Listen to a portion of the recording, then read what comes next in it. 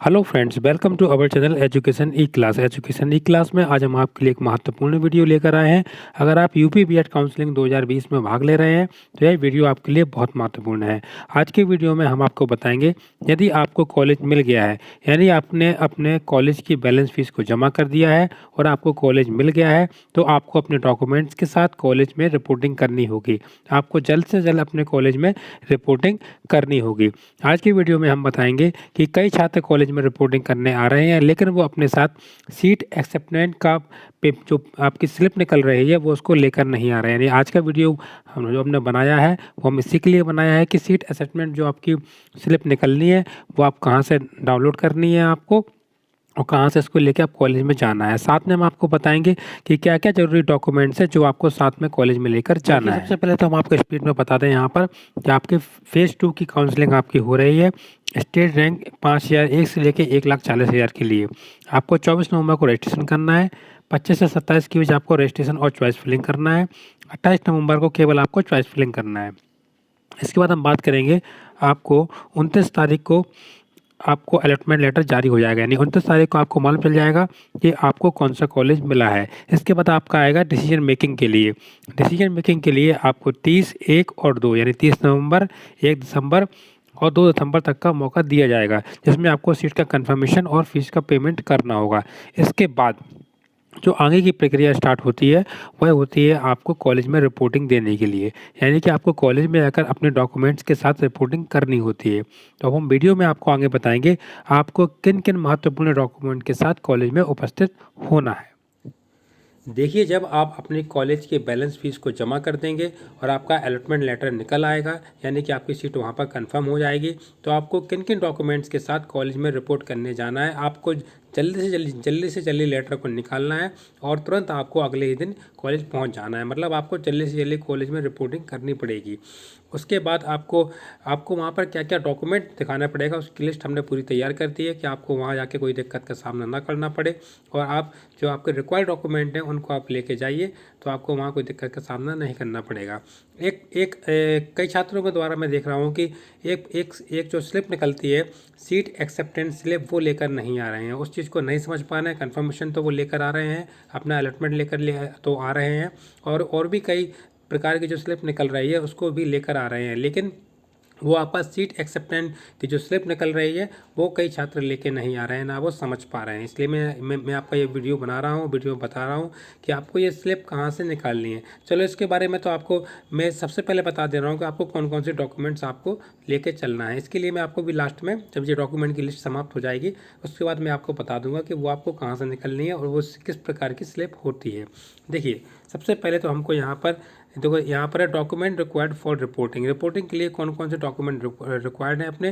Candidate would need to carry the original and self attested copy of the following documents. आपको जितने भी documents हैं उनकी आपको ओरिजिनल कॉपी भी ले जानी है, वहाँ पे सेल्फ अटेस्टेड कॉपी ले जानी है, यानी आपको सेल्फ अटेस्टेड कॉपी ले जानी है। आपको यहाँ वहाँ से कहीं परेशान नहीं होना है।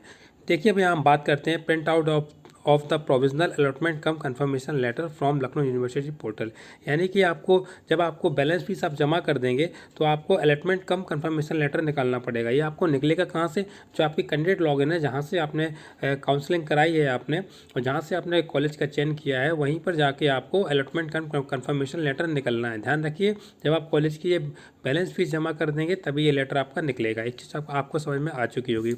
अब हम यहाँ बात करेंगे कॉपी ऑफ एप्लीकेशन फॉर्म। जब आपने एप्लीकेशन फॉर्म फिल किया था तो आपको उसको फॉर्म भी ले जाना है, उसकी कॉपी निकालना है प्रिंट आउट, और एडमिट कार्ड निकालना है, स्कोर कार्ड निकालना है। वो जो आपने एंट्रेंस में आपको जो दिया हुआ था वो भी आपको लॉगिन से मिल जाएगा। अगर आपके पास पहले से रखा है तो उसी की आप कॉपी करा लीजिए, वरना आप लॉगिन में जाके दोबारा भी निकल सकते हैं। Proof of date of birth, यानी आपको 10th का सर्टिफिकेट ले जाना है, क्योंकि 10th के सर्टिफिकेट में ही आपकी डेट ऑफ बर्थ लिखी रहती है, उससे आपका ये प्रूफ हो जाएगा। साथ में आपकी all marksheet and certificate up to qualifying examination. या एग्जामिनेशन के लिए जो क्वालिफाइंग होते हैं वो आपको सारे डॉक्यूमेंट्स को लेके जाना पड़ेगा। इसके बाद हम बात कर लें यहाँ पर कि आपको कैटेगरी, सब कैटेगरी एंड वेटेज का जो भी आपका ए सर्टिफिकेट है वो आपको ओरिजिनल आपको वहाँ पर ले जाना पड़ेगा फॉर्मेट में साथ में, जो कि आपका ओरिजिनल फॉर्मेट है उसमें आपको ले जाना पड़ेगा। Original photo ID issue by government, जैसे आधार कार्ड, पैन कार्ड या गवर्नमेंट के द्वारा कोई भी आईडी इस प्रकार की इशू हुई है उसको आप उसको ले जा सकते हैं। चार पासबुक साइज़ फ़ोटोग्राफ्स, मैं तो कहूँगा आप कम से कम वैसे तो हम आपकी बात करें कि आपका जो नोटिफिकेशन में 2 ही निकला हुआ है, लेकिन मैं आपको यहाँ पे 4 बताऊंगा, क्योंकि वहाँ पे खुद का एक फॉर्म फिल करना होता है कॉलेज में, और उसके साथ साथ आपको कुछ फाइल भी बनानी पड़ती है आपको प्रवेश के लिए। तो आप कम से कम 4 फोटोग्राफ्स लेके जाएँ। कॉपीज़ ऑफ फी रिसिप्ट, जितना भी आपने पेमेंट किया शुरुआत से लेके आप जो भी 5,000 का एडवांस किया है आपने, जितने भी आपका ऑनलाइन पेमेंट हुआ है बीएड में आपका, वो आपको सबको लेके उसमें जाना है, उसकी स्लिप लेके आपको जाना है। अब यहाँ बात कर लें transfer and character certificate original copy, आपको टीसी आपको ले जाना है और करेक्टर सर्टिफिकेट भी आपको ले जाना है। जी आपके पास अगर उस समय उपलब्ध हो तो आप लेके जाएं, वरना आप कॉलेज वालों के पास जाके कुछ दिन का समय मांग सकते हैं, रिक्वेस्ट कर सकते हैं कि सर मुझे कुछ दिन का समय दे दीजिए जिससे मैं इन डॉक्यूमेंट्स को कॉलेज से अपने निकाल के आप तक जमा कर दूं। उसके बाद करूँ मैं माइग्रेशन के लिए। माइग्रेशन की चीज़ के लिए भी काफ़ी लोगों में कन्फ्यूज़न है कि आपको माइग्रेशन जमा करना है या टीसी का जमा करना है। तो मैं आपको बता दे रहा हूँ यहाँ पे, जो कि सेम यूनिवर्सिटी होती है तो आपको टीसी लग जाती है। यानी आपने जो ग्रेजुएशन या आपने जो आपने पीजी किया हुआ है, अगर वो सेम यूनिवर्सिटी से है और आप बीएड भी सेम में कर रहे हैं, यूनिवर्सिटी से कर रहे हैं, तो आपका टीसी से काम चल जाएगा। लेकिन आप अदर यूनिवर्सिटी में जाते हैं, यानी किसी यूनिवर्सिटी से आपने यूजी और पीजी किया है और फिर दूसरी यूनिवर्सिटी में अगर आप जाते हैं बीएड के लिए, तो आपको वहाँ पे माइग्रेशन की ज़रूरत पड़ेगी। ये बात आप अच्छे प्रकार से समझ लीजिए, आपको कोई कन्फ्यूज़न नहीं होना चाहिए, ठीक है। डोमिसाइल इनकम कास्ट सर्टिफिकेट, अगर आप स्कॉलर के लिए अप्लाई करेंगे तो कॉलेज में आपको इन सब चीज़ों की ज़रूरत पड़ेगी। अगर ये आपके पास तुरंत अवेलेबल हैं तो बहुत अच्छी बात है, इसको आप ले जाइए और सबमिट कर दीजिए अगर कॉलेज वाले मांगते हैं। और अगर आपके पास नहीं है तो फिर कॉलेज वालों से कुछ दिन का समय ले सकते हैं कि सर ये हमारा कुछ दिन का हमको समय दे दीजिए, हम कुछ दिन के बाद आपका ये चीज़ें जमा कर देंगे, ठीक है। अब इसके बाद बात कर लेंगे हम कि all these document submitted to copy set in college. कम से कम आप 3 कॉपी कम से कम लेके जाएं, क्योंकि वहाँ अगर मान लो ज़रूरत पड़ती है तो आपको यहाँ वहाँ भटकना नहीं पड़ेगा और तुरंत आप अपनी कॉपी निकाल के उनको दे देंगे और आपका काम बहुत जल्दी से हो जाएगा।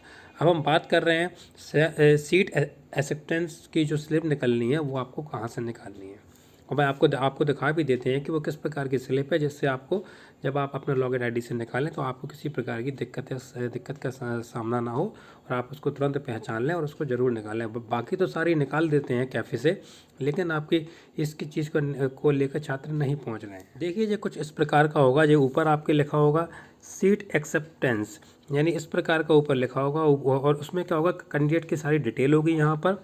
इसके बाद आपका अलॉटेड कॉलेज की पूरी डिटेल होगी, ये आपको निकालना पड़ेगा। ये आपका कंफर्मेशन लेटर, जो कंफर्मेशन लेटर है उसके अलावा भी है ये, इसमें आपको ये मालूम चलेगा कि आपने सीट को एक्सेप्ट किया है, ठीक है। और इसके मैं साथ में आपको बता दें, यहाँ आपका पेमेंट का डिटेल पूरा दिखाया जाएगा, कि पेमेंट डिटेल भी आप इसकी पूरी लिखी होगी। साथ में आपके इतनी सारी एंट्रीज सब चीज़ रहेगी, ये आपको बिल्कुल ध्यान रख लेना है कि इसमें सारी एंट्रीज आपकी हों। इसमें आपका पेमेंट के बारे में सब कुछ डिटेल में दिया होगा।